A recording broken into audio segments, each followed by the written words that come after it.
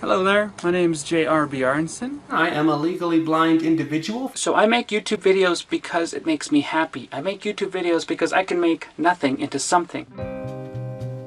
Self-expression, whether online. I think it's important to shovel our walkways because there's more people that are more disabled than you and I. In the theater. A Shakespeare? Father, the son of a glove maker? On stage. I've never eaten so many Doritos in my life! Or in the recording studio. Memories fading today, yeah, that's the way. Self-expression serves a deeply human purpose: to connect, to be seen, and to be heard. Increasingly, people with disabilities are demanding to be included. Their talent is real, their creations inspired. But existing barriers can deny them an audience and leave them chasing the spotlight.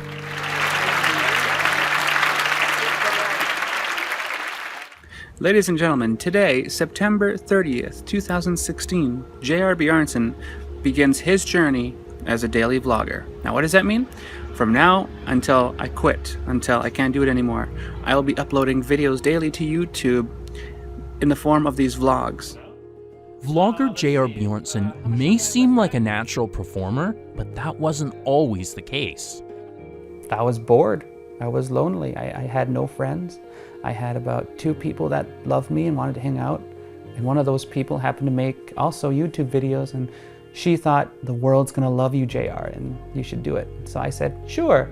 And then when you see the little view counter go up, it kind of gives you endorphins because you feel like people are watching. And for some reason that makes you happy. What is going on, ladies and gentlemen? It is your buddy J.R. Bjarnson. On my YouTube channel, I make vlogs of my daily life. And what that means is I will post myself making coffee, but I talk about worldly events that I sometimes come across in the news. But I also it's a conversation with somebody who's willing to listen. And I make videos because it makes me happy to connect with people that I may never meet. JR's topics cover a wide range, from trends. A few days ago, 2 people that I idolize here on YouTube, Philip DeFranco and Tommy Edison, made a video that talked about force positivity here on YouTube. To parenting. For me, I'm teaching my kids right now to do chores. To disability. Why don't we show you how I use the white cane in the winter? I have an eye condition called Peter's anomaly. It means scarring of the cornea. So basically my eyes are covered with this white stuff, and I only see about 5 inches to 12 feet. I do better in low light situations than I do in bright lights. It took some time for JR to accept himself and his disability. Early on, he battled depression, but vlogging and connecting with others changed his perspective entirely, and with it, brought a fresh, new attitude. I'm positive because I think people enjoy escaping their own lives. Eventually, JR noticed something that troubled him. Although entirely comfortable chatting to an online audience through the camera lens, speaking to people in person gave him anxiety. So JR turned to a performance art form that would force him to speak to real people with nowhere to hide. Everybody give your hands a big clap noise thing for Mr. J.R. Bjarnson. I started doing stand-up comedy to get over my fear of stage fright. I get very nervous in front of groups of people, and with my YouTube career, I know one day I will be publicly speaking at a conference, and I've realized in order to be ready for that conference one day, in order to be ready to be an MC, I have to do public speaking. So I started stand-up comedy to get over my fear of public speaking, but then I fell in love with stand-up comedy. But being a stand-up comedian means getting out into the real world and finding an audience, with all that entails. I often talk about how hard it is to find full-time work in Alberta, because when people see you, they see the white cane first and then they judge you. In comedy, I felt like it was the same thing. At first, when I made jokes, people would go, "Aww." And then I realized, I'm not making jokes, I'm just educating these people. And I pumped it up a little bit more, and I I got more emotional, but more excitable on stage, and people love that energy. And that's when I found out the formula of blind guy comedy is talk about your life, but do it in such a way that shocks people and makes them laugh. In Vancouver, veteran stand-up comedian Ryan LaChance knows all about the hurdles disabled comics face. As a power chair user with spastic cerebral palsy, Ryan worked long and hard to get his career going. When I was first getting to start to get more work, would consider me a novelty act, and they would always have me as the opener. They would never let me headline, they would never let me middle. So I was always getting the minimum base pay. And then just slowly I just kept proving myself more and more, and then I was starting to get more and more headlining spots, and a lot of working on the road comedians would see how much effort I was putting in, and they would take me to places like Calgary and Cranbrook and Kamloops, and more and more people saw me, and it just grew from there. Hey, what's going on? My name's Ryan, I have cerebral palsy. Don't worry, I don't know what the it is either. I don't consider myself a disabled comedian. I consider myself a comedian. I don't think whether you stand up, sit down, that doesn't matter whether or not you're funny. What matters when you're funny is whether you say something that's funny, you know? So I discovered a new way that I show my anger, and this is what I do, is I go on YouTube and I look up adorable kitten videos and I dislike the out of them. Winnipeg's Debbie Patterson was a graduate of the National Theatre School and already a working theatre actor, even with multiple sclerosis. MS is a neurological condition, and it affects my brain, and so my brain and my body don't communicate. And it's been a slow progression. I've had it for over 20 years. I've only been in a wheelchair full-time for a little over a year. So for the first, 10 years, I was pretty much asymptomatic. Every now and then I'd get a flare-up, and then it would go away. And then after a while, I started to get a flare-up, and then it wouldn't quite go away. And then I started walking with a limp. And when that happened, I thought I had to give up acting because I was just an actor before. When I was training as an actor, the training was very physical. Acrobatics and dancing and karate and just like super physical. And as an actor, you really do need to be in peak physical condition. So when I started limping, I thought I had to quit performing altogether because I couldn't not limp. And so, every character I play has a limp. And when you're watching a play and a character's limping, you're going, why is that character limping? Like, what does that have to do with the story that's being told? If I can't be generic, if I can't be sort of neutral, then I can't be an actor. So I started to develop as a playwright and as a director. And I had never wanted to be a director because I didn't like telling other people what to do. But I figured out that that's not actually what you do as a director, that the skills I had in terms of listening actually are way more important as a director. So that was super exciting to discover and to develop into. And I probably wouldn't have if I hadn't become disabled. Change is one of the few certainties in life, and dealing with unexpected events is nothing new to Dennis Joseph. After a long career serving North Vancouver's Squamish community, Dennis had started playing live music with his band, Bitterly Divine. Well, going backward with Bitterly Divine, we started in 2008. And I play backup vocals there and harmonica, all as a result of my nephew inspiring me to play with the band. We started very briefly at a Christmas concert, and a few months later he asked me to come play for him with Bitterly Divine. For Dennis and the band, touring and playing at the 2008 Summer and 2010 Winter Olympics are musical highlights. Going to the Summer Olympics in '08, opened the Canada Pavilion, BC Pavilion, playing in those venues, but also playing for the earthquake victims. A month before we got there, there was a major earthquake in southern China. Now I know what it's like to be a Beatle or a Rolling Stone. We got mobbed.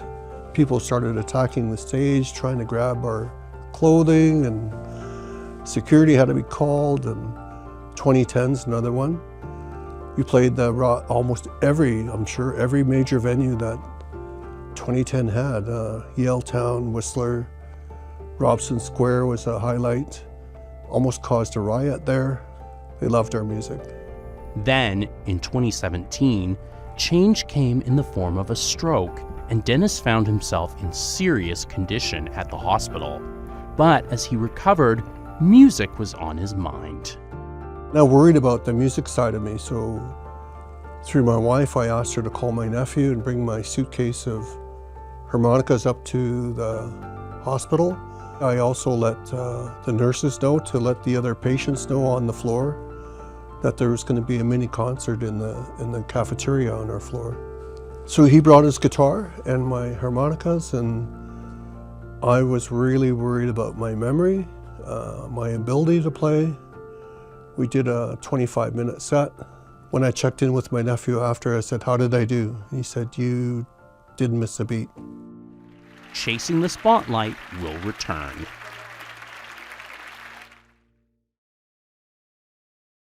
You're watching Chasing the Spotlight.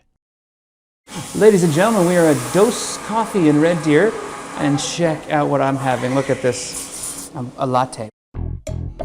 Vlogger and comedian J.R. Bjornson always has a camera on hand, no matter where he goes.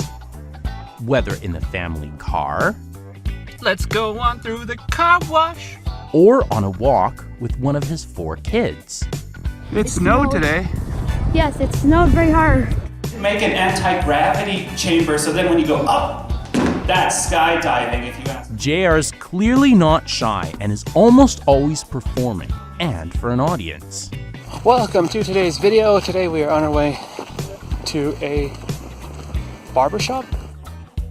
Although still posting videos online, these days you're more likely to find JR at a cafe working on material for his stand-up comedy. If I get a laugh that lasts for about 20 seconds, that's a really good thing that just happened to me. I'll write it down, or I'll grab my Apple Watch here, and then I'll quickly look for just press record. Messenger, now playing, weather, activity, just press record. Just press record. And then I'll record something like, I was once asked how I come up with material. I said my life's a joke. She did not take it seriously. So what I just did there is I just recorded a joke. And then I'll listen to those jokes at the end of the day, at home on my computer or on my watch, and I'll decide, what jokes will stay, what jokes will go. And it's the ones that make me laugh that will stay. And the ones that were like, that was ridiculous, I was in the wrong frame of mind right there, and I'll scrap that joke. I get my inspiration from general life. No one else knows what it's like to be blind unless they're blind themselves. And it's a way to let you into my life, but I make fun of myself and I give you permission to laugh at me. And I said, listen, if I can't laugh at myself, who can I laugh at? Although life moments may provide the initial spark, comics need to hone their material in front of a live audience, which is where open mic nights come in. As a comedian, I have to go on every little open mic I can get my hands on in Red Deer, practice, practice, practice, and then eventually everything will fall into place. We are at Here to Mars, located in Red Deer on Ross, and this is a venue that supports local comedy, music. This is where we use our time for our jokes. Any jokes that do really well here might also be used in what's called a pro show, where you get paid to go on stage, or you just get told to really, really do your best for a good future opportunity. So here I got my jokes all written in Braille, and how I write my jokes is 3, 4, 5 words per joke. After a few local comics have their turn at the mic, JR finally gets the call. Everybody give your hands a big clap noise thing for Mr. J.R. Bjornson.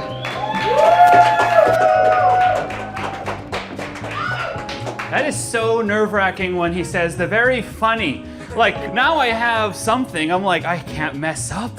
And so I wrote all my jokes in Braille so the other comedians couldn't steal them.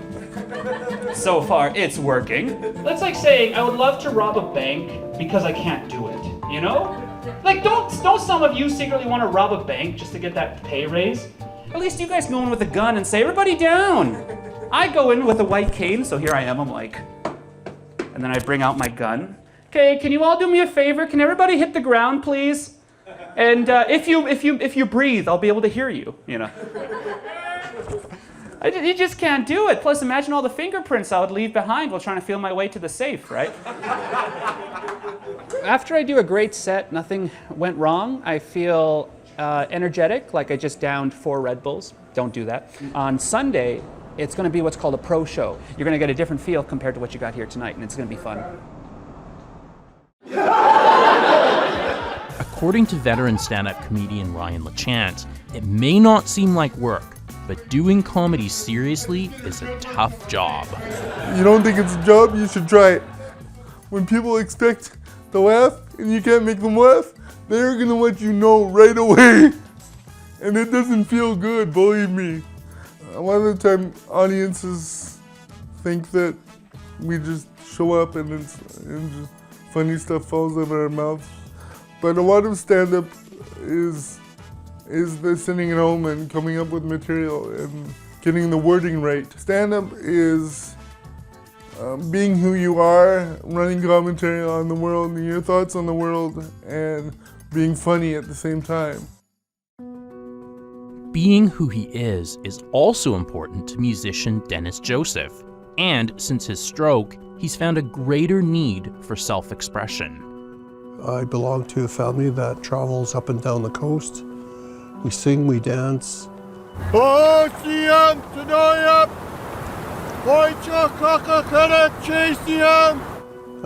Much of that music kind of inspires me to be creative, especially since the stroke, oddly enough, to be more creative in writing and in playing. So that kind of background from traditional singing, traditional dancing, our ancient form of spirituality, which went underground. So getting that kind of perspective out there is important to me, that we're still here. To that end, Dennis applied for and received a grant to produce and release a song. The song that I just did recently about the arrival of tall ships in this area, and have that oral history told in the first person from the storytellers who told us change was coming. A new way to pray was coming, but we could also hang on to who we are.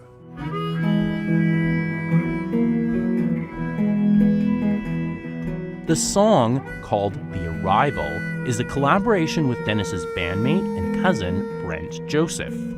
I started playing the slow riff I had. Really simple finger picking, almost like folk finger picking. I asked him actually to close his eyes and what he pictured, and then he closed his eyes for about 20 seconds and he goes, I picture the tall ships, the first tall ships coming in here on the coast and all that. Dennis felt a strong connection to the song and commissioned a large painting about its subject. The perspective back and forth is through a grandfather and grandson standing looking westward. They're talking about the fulfillment of a prophecy of floating islands coming with trees on them.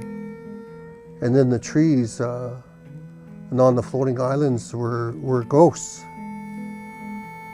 And when it manifested itself, the floating islands was the tall ship.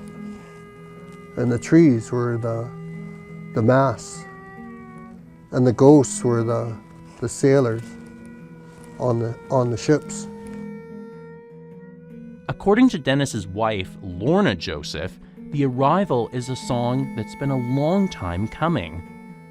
You know, it's lyrics and words that he has thought a long time about the history of the people and you know, what happened pre-contact and what happened at contact and what that was like, and has a lot of different messages in it that he heard from his mother and from other elders. And you know, it's been beautiful over this last month to watch that come to life. Chasing the Spotlight will be right back after a short break. We return to Chasing the Spotlight. As a blind person, whenever you go looking for work, people look at you and they just assume you can't do it. Vlogger and comedian J.R. Bjornson certainly knows about barriers, which is why accessibility was the main topic of his early YouTube videos. So, how do I use the white cane? Well, you can grab any stick in your house, and you can do this with me if you want by putting on a blindfold, but first watch the video. The more random fact you know, the more interesting you appear, right? But as JR has learned, doing live stand-up comedy brings fresh barriers into the spotlight. I can't go to these shows by myself. If there's a show in Edmonton that I want to make, or a show in Calgary I want to make, I gotta take the Red Arrow or I gotta take the E-Bus. And I get too much anxiety traveling to shows by myself. So if I have a gig, I'll either ask one of the comedians to come with me and I'll get them a spot. When you're blind, you get lost. And the struggle to going to a venue is, you don't know where the door's gonna be, and your biggest fear as someone who can't see is, I'm locked outside and no one's coming to get me, and then you realize you're on the other side of town. That's the scariest part. I say that's more scary than going up on stage in front of 500 people.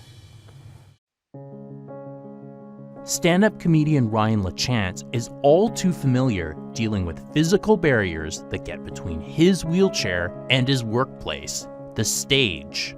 We've had to do multiple fundraisers for me to get multiple different things that I've needed, whether it be a boom mic stand or a lapel mic that I can use in bigger venues, or ramps to even get on stage. As soon as I show up to a venue and I'm expected to perform, whether I can access the stage or not, I still expect to get paid because this is my job. I'm fulfilling my requirement.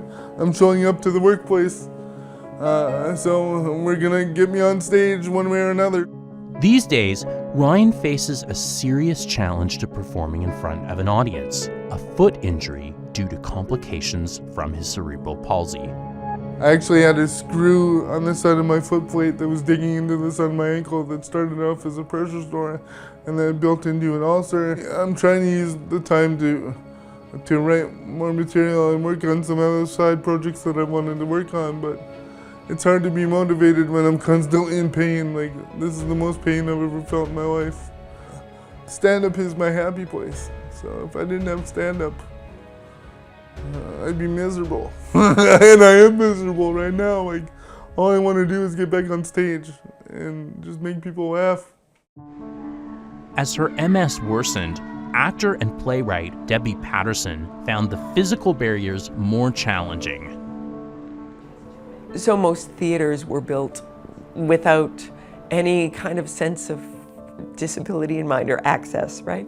So there are a lot of theaters that are not accessible, or you know, there are one or two seats that are wheelchair accessible, but a lot of stages are not accessible.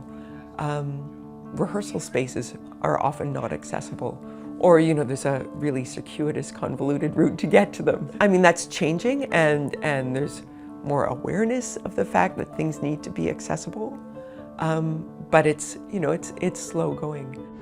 But increasing representation in theater isn't just about making venues accessible.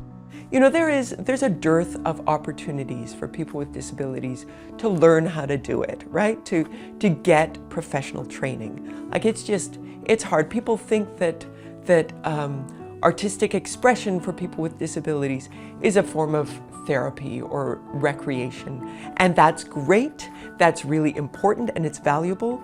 That's not what I want to do. I want to develop professional artists with disabilities to speak their truth for the benefit of an audience. So to provide an audience with an exploration of what it means to be human that only they have access to because of their disabilities. Oh my God. Yeah, such a great moment. Actor and playwright Gislina Patterson also works in theater and is Debbie's child. I always think about like when the theater programs a period piece, like a Jane Austen show or a period Shakespeare production, in their yearly budget, they budget like a lot they make sure they have a lot for costumes for that show. But then if they program a play with a character with a disability, they don't budget for the fact that they might need to do a wider search for that performer, and they don't budget for the fact that they might need to give more rehearsal time, or that if they find someone who has less experience, maybe they need to provide that person with more support. And then just outside of that, like what access needs that person has. Then they get to the project and they're like, we can't afford your access needs. And I feel like I see Debbie confronting that basically every day, and with like huge amounts of grace and generosity and patience.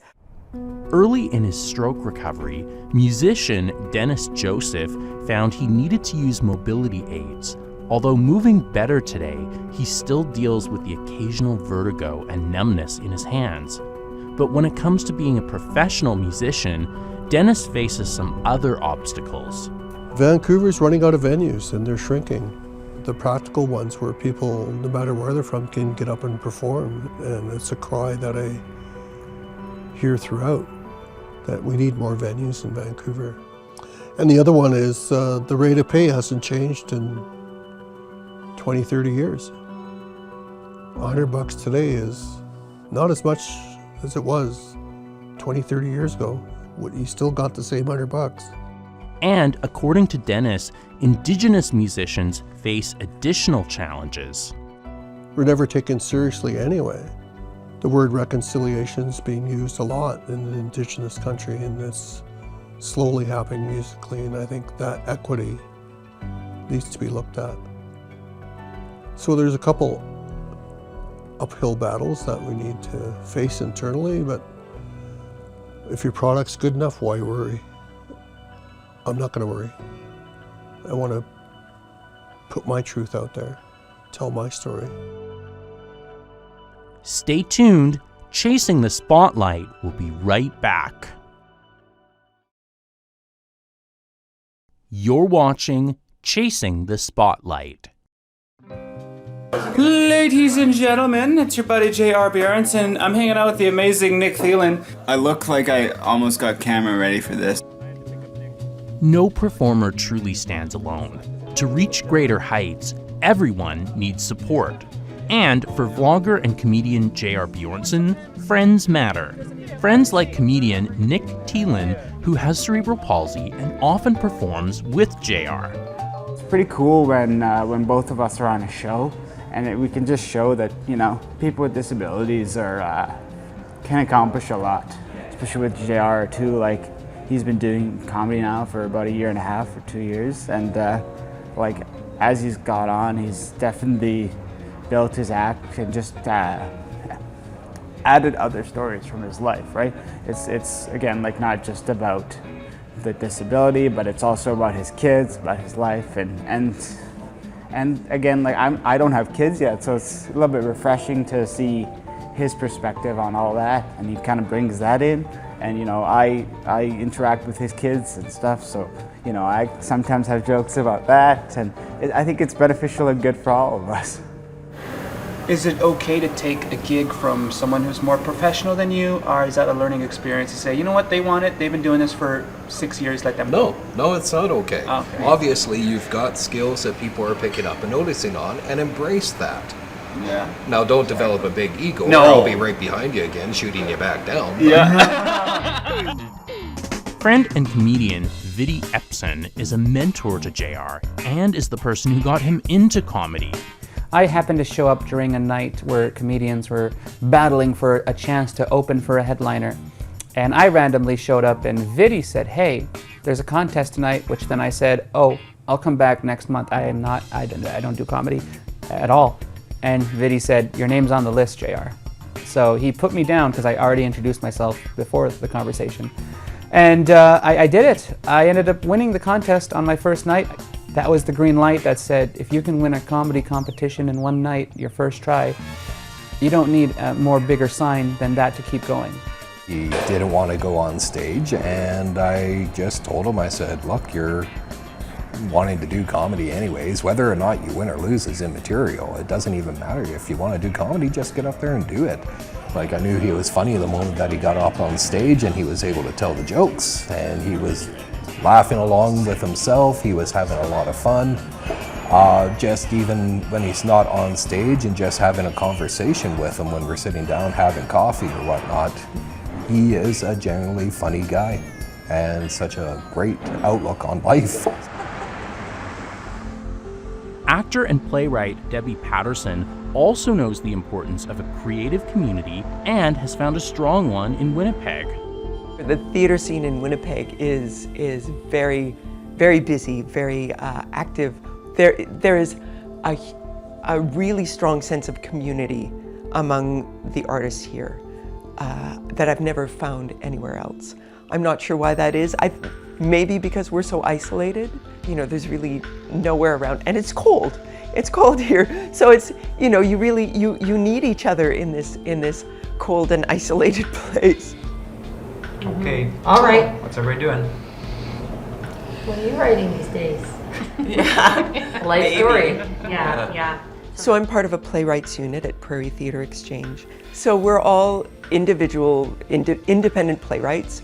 We sometimes we're commissioned by Prairie Theatre Exchange, sometimes we're commissioned by other theaters, and sometimes we're just writing things that we want to write. And we're sort of like a support group for each other. He hates this idea, but he doesn't have an alternative. We bring pages of whatever we're working on, and we share that with each other. We read each other's work, so we, you know, cast other people in scenes that we want to explore, we want to hear out loud. Let's have Deb read Lauren.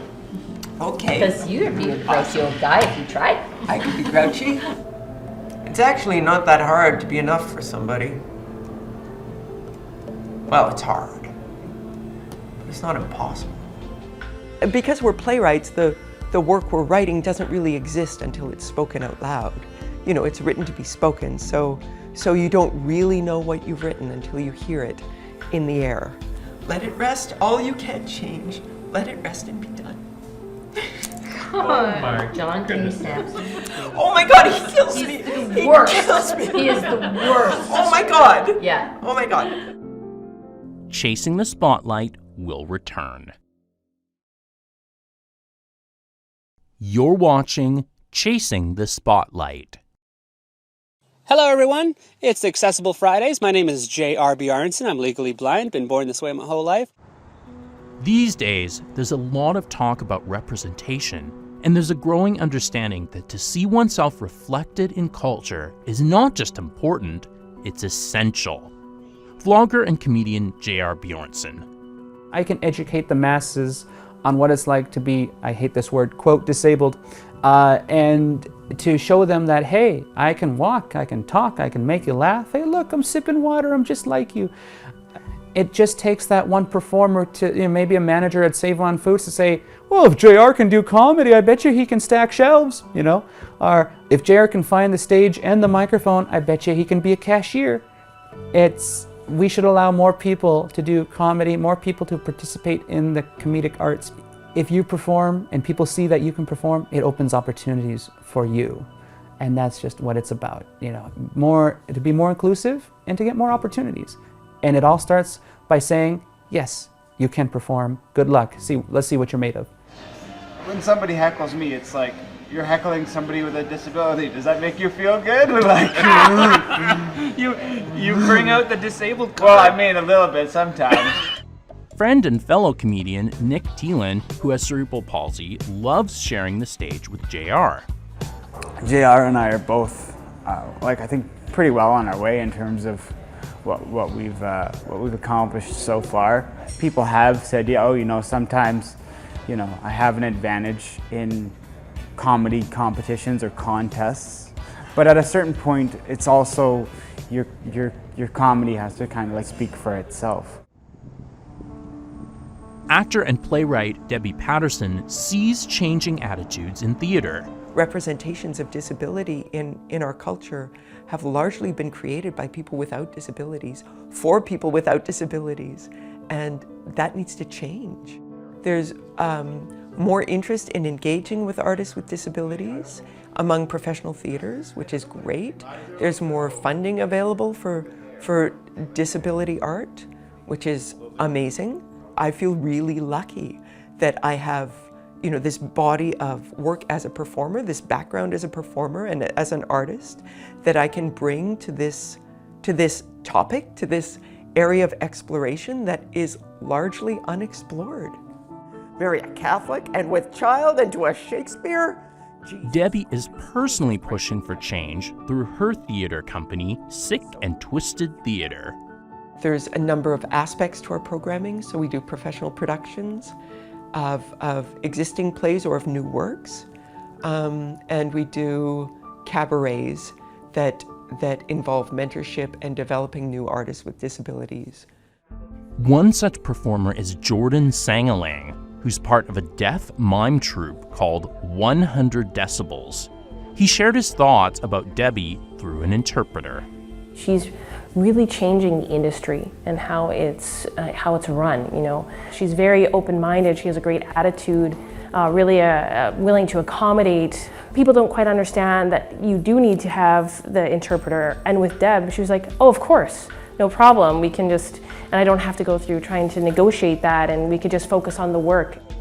And working with Debbie has certainly shown results. Other producers do recognize our work and have recognized it because we've been involved with her and have created different avenues for us and opened other doors for our mime troupe. That's why part of what we do is mentorship, right? Because it's an essential part of developing performers with disabilities. We know something about what it means to be human that everybody else doesn't know yet. And that expression needs to be heard. It is still acceptable for able-bodied actors to crip up and play disabled characters. And I am very hopeful that that will become as unacceptable as blackface. Changing an industry is never easy and often requires allies from within. Casting director Candice Elzinga has worked on many high-profile productions, including recently on Apple's show, See, and believes that show business is finally awakening to the importance of representation. We were actively searching for actors who were blind, and even if they weren't actors, people who were interested in pursuing the opportunity of being a character in a show where people are blind. I would like to continue that journey and be reading these people for roles that, you know, are not in a show where all the characters happen to be blind. I would like to be inclusive on all my shows. I certainly have been working on a lot of shows where it's very important to them that we're portraying the world that we live in, and that means having key characters that do have a disability, but not making it about the disability. What's going to be really important is attracting people who have a disability to want to get an agent or to want to pursue acting in the first place, to say there is a place for you. And so an actor who has a disability doesn't stop themselves from pursuing the dream and the goal. Way, Chuckyo! Representation is also on the mind of musician Dennis Joseph. Seeing and hearing his Squamish culture reflected with accuracy is change he welcomes. Honestly, I think up until recently, Indigenous people, they were often not played by Indigenous people. So there's a whole shift that needs to happen to tell our story, to be represented by ourselves, and building that bridge amongst ourselves as well as the world. Stay tuned. Chasing the Spotlight will be right back. You're watching Chasing the Spotlight. It's your buddy JR from blindguycomedy.com, and today we are on our way to Heritage Lanes. Me and Nick, I'm performing a 10-minute spot tonight. Vlogger and comedian J.R. Bjornson knows that ultimately his blindness won't matter to an audience, because when you're in the performing arts, what you create must work on its own merits. There are no free passes. Tonight we are at Heritage Lanes in Red Deer on the north end. It's a professional show. Heritage Lanes is actually a bowling alley. Inside the bowling alley there's a nice little lounge. And in that lounge you can see a stage with various tables surrounding it. Well, this is a Christmas Xmas special. It's hosted by Cindy Rivers. I believe she's a transgender stand-up comedian. We got a performer tonight, Adam, I believe it's Adam Blank. And he's the headliner, so I'm being placed before the headliner, which that's what makes me super nervous. If I bomb up there, the headliner has to pick up my guts and try to rearrange the room to make it funny again. When I get that first chuckle from the audience, it's gonna be really, really good. If I get no chuckle with my first joke, oh, it's gonna be a challenge. I've been doing this for a while now, a year and 6 months. If this feeling went away one day, I would probably quit comedy cold turkey, because someone once told me, when you stop getting nervous doing the thing you love, you no longer love it, and you want to move on to something new. All right, so I'll start at the beginning. Rain, rain. I long for the sea. In Winnipeg, actor and playwright Debbie Patterson is preparing for her next performance. I'm in rehearsals for a one-woman show called Shakespeare's Will. So it's a play about Shakespeare's wife, Anne Hathaway, and it takes place the day of his funeral. And she's come home from the funeral, and she has his will that she hasn't read yet. And in his will, the only thing that he leaves to his wife is his second best bed. So it's a play.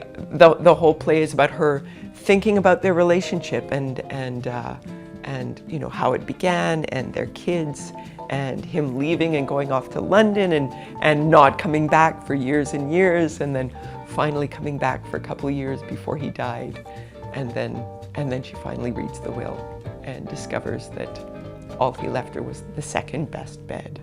Shakespeare? My father is furious. A Shakespeare? Father, the son of a glove maker? The son of a papist who can't pay his bills? The son of the worst mayor we ever had? So we're just at the very early stages of the rehearsal, and then we're going to do some promotional stuff. So we have a costume that we're going to check out, see if it works. We'll do some photos. Oh, I like that. It's looking down, like not even, yeah, and then just eyelids up. There we go. So I'm wearing this Elizabethan gown that is rust and gold colored. It's got poofy sleeves and a square neckline, kind of like a corset and a dress all in one. I just love connecting with an audience.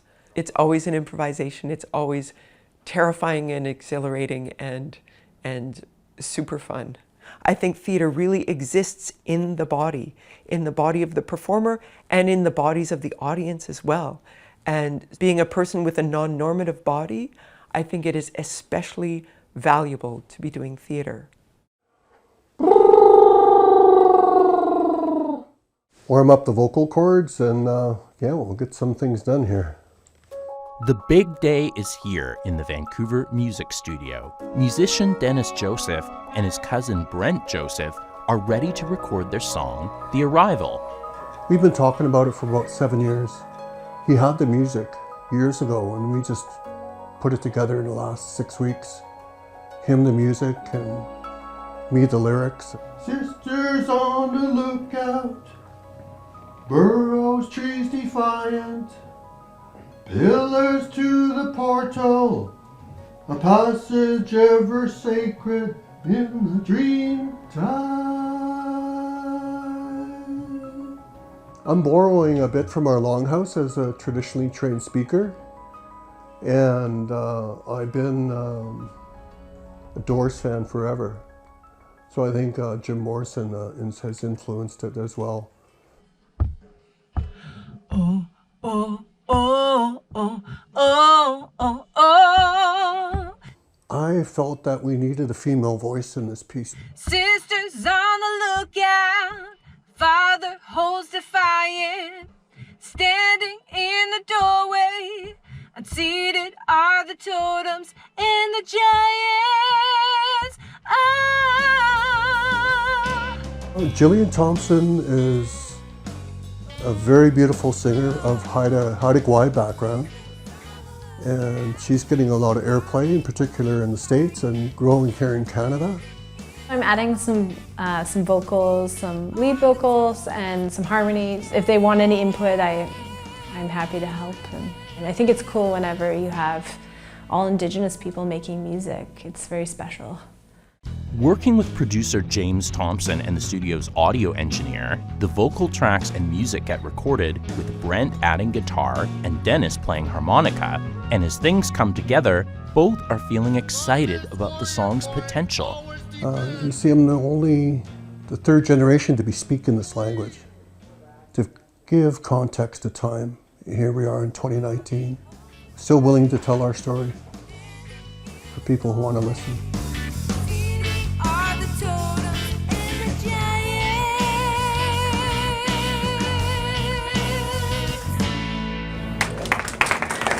Back in Red Deer, J.R. Bjornson is ready to deliver some laughs for a paying crowd. On the way here, me and Nick drove. Don't worry, I didn't drive. But when I'm on stage, it feels surreal. You got these big spotlights. The microphone in your hand is the most power you will have. And when you have the microphone to make people laugh, that's an incredible power. And when you're on stage and you get the first giggle, you know the room is butter. Being a stand-up comedian and not being able to see is very difficult because I can't find gigs by myself, right? It's kind of like sex all over again. You got to go to the right club. It's like, oh, wrong entrance. Sorry. I personally believe that stand-up comedy helps us unwind. It helps us relax. It makes us forget about our stressful lives.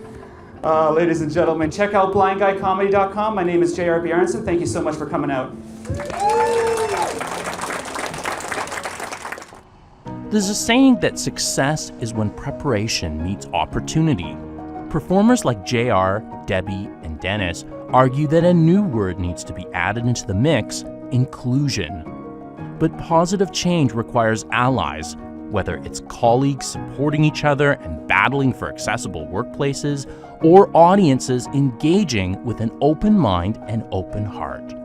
Ultimately, we all gain by making the stage, studio, and spotlight more inclusive. Narrator-reporter Grant Hardy, producer-director Amit Tandon, videographer and editor Sergio Vera-Barahona, field producer Red Deer and Winnipeg Wendy Purvis, integrated described video specialist Ron Rickford, audio post Mark Phoenix, graphics Andrew Antonello, post-production supervisor Jennifer Johnson, senior producer Michelle Dudas, president and CEO David Arrington, copyright 2020 Accessible Media Incorporated.